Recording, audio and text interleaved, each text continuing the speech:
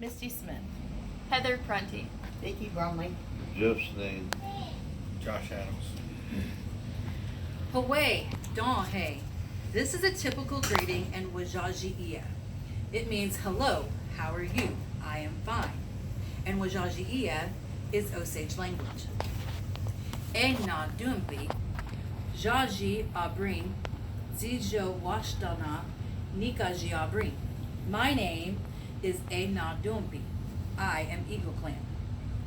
My given Indian name, E na dumbi, means looking at the maiden, sees the people. I am a member of the Wajaji tribe. I would like to talk to you about Native American language preservation. In the 1800s, many tribes started to see a decline in their native language.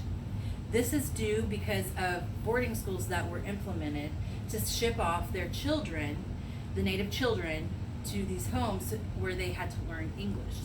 They were not allowed to use their native language. They were not allowed to practice their culture or their religion or use their given Indian names.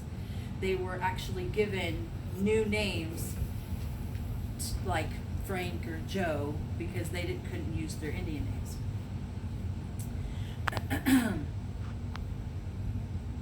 According to the Indigenous Language Institute, there was once more than 300 languages. Now we only have about 150, and by the year 2050, they show that we're only going to have roughly 20, and that's if language that is spoken, there's no restoration efforts that are made. In an article printed April in 2018 by Brandy Venuti from United South and Eastern Tribes Incorporated, she states, culture dies when language dies. When the language is gone, so is the culture and the people. Where would we be without our culture, our history? Children often do not know what their culture is and why we celebrate specific holidays until they're at an age where they understand the meaning and are able to respect the culture. When I was younger, we had no idea what Native American meant. We utilized the facilities, we utilized the programs, but to be known as a Native American, what was that? We didn't know. Until I was working in an Osage Nation program in 2011, where it was, we had to actually teach the children the Osage language and learn the Osage ways. Then I started to become more aware of what my culture was and why it was so important to practice what they do and how they do things and how to be respectful of their ways. And now I'm able to teach my children the same thing, which means that they'll be able to teach their children the same.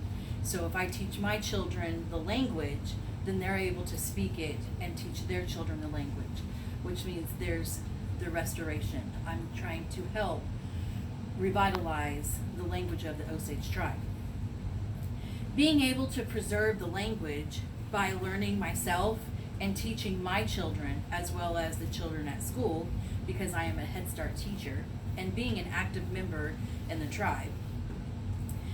It is revitalizing the language, and it is a step the tribe wants to take.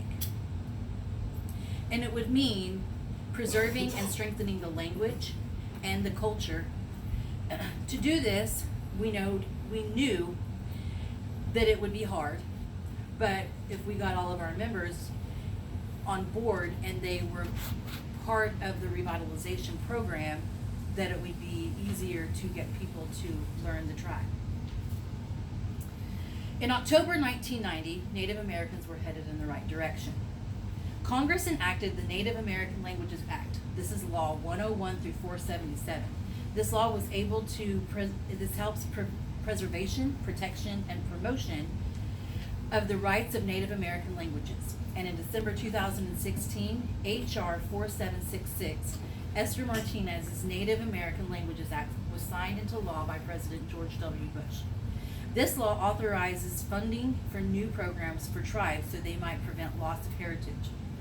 With this enactment, these two laws, many tribes began to develop programs that would teach the members of their community about the culture, as well as beginning to develop a language program to teach adults and their children the sounds and the symbols and the words of the language. With the development of the immersion schools, tribal teachers are sharing the language and culture of the people with the youth of the community. Immersion teachers are required to only speak their native language. They teach the orthography, which is the symbols, and what the sounds are. They teach them the words and sentences with the hope that they will become fluent in the language and pass it down to their children. Most tribes offer more than just immersion. They may offer childcare or Head Start programs that also teach the children the native languages. The culture, dancing, and how to be respectful to the elders. This is what Osage Nation Head Start does, but also prepare them to enter into this public school system. As a teacher for the Osage Nation Head Start and a member of the Osage tribe, I find the language interesting and comfortable to learn. I have taken many classes to learn how to read the symbols, to learn how to learn new words, and to teach my students and my children what the meaning of the spoken word is. The Osage tribe has begun to move into the digital realm. For example, they now have an application on your phone that teaches you how to use, say, the words. You put it in there, push a button, and whether it's man or woman, girl or boy, or even counting in Osage, it shows you what it looks like and how to say it. They also have an app for children, which is a interactive game for like the classroom, so you can click on a button and it'll tell you what's in the classroom. So if you click on the teacher button, it's going to say Wakanze, which is teacher. The Osage tribe is consistently engaged in tribal activities, which brings the community together, where we can be a tribe and help support each other. Each year in June, Osages celebrate the Osage traditional dance called Ilonksha, meaning movement of the first sun. Men, women, and children dress in their Ilonksha clothing to gather together to dance. These dances are beautiful and show what it is like to be a community member. This is who we are, keeping our heritage alive, and teaching the children is how we continue our journey, and to let it be known the language is not dying but thriving.